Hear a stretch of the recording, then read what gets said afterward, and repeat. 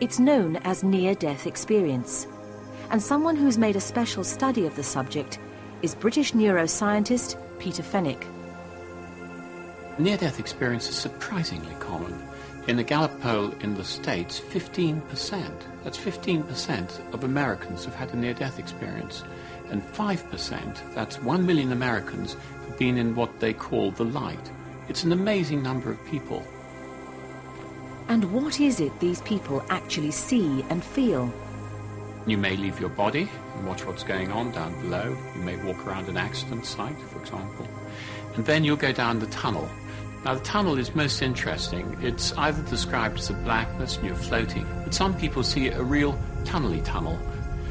Then you see a spot of light at the end of the tunnel, which gets bigger and bigger. You may go into it.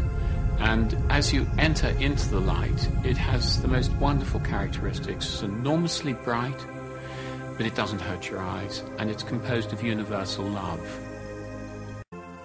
In June 1976, he was a scientist working in the former Soviet Union.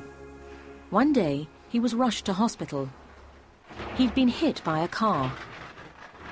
Surgeons took him to the operating theatre, but could do nothing for him. He was declared dead. It was fear. The fear of darkness, fear of non-existence. Somehow I felt horrible, horrible pressure around, and I felt around me a lot of dark colors and darkness, that blackness. I mean, any black can be imagined for human mind, but that black was unimaginable. Rodonia's body was put into deep freeze to await an autopsy, but all through this time, he recalls an incredible inner life.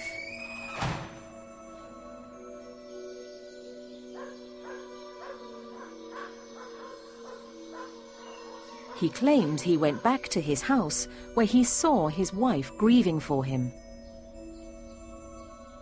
My wife is crying. She's very young. She has a child, and she thinks, I mean, what can I do now? I saw her thoughts. And that was the most wonderful thing what's happened to me. I could see people's thoughts. Telepathically, you are grasping their thoughts. It's not that you see as a picture. It's you grasping, you see what's happening within their brain. Most extraordinary of all, George Rodonia's mind travelled to another hospital where the wife of his best friend had just given birth to a little girl. But all was not well. This baby was crying constantly and never stopped crying. So I came and I said, why are you crying, if you understood me? And she said, because she had a broken hip or twisted hip. The significance of this information was to emerge several days later. Back in the hospital, Rodonia's body was prepared for autopsy. It had been in the morgue for 3 days, and his death certificate had been signed. The pathologist took his scalpel and began to make the first incision.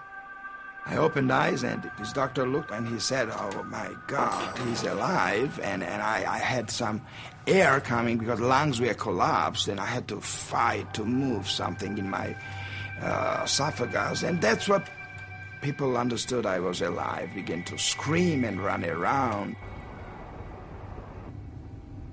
George Rodonia recovered from his ordeal, but he vividly remembered his extraordinary experiences. Above all, the crying baby, the daughter of his friend. Rodonia immediately alerted his doctor that something was wrong. You see how she's crying, why don't you do something?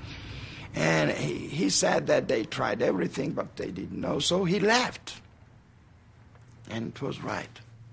She had broken, twisted hip.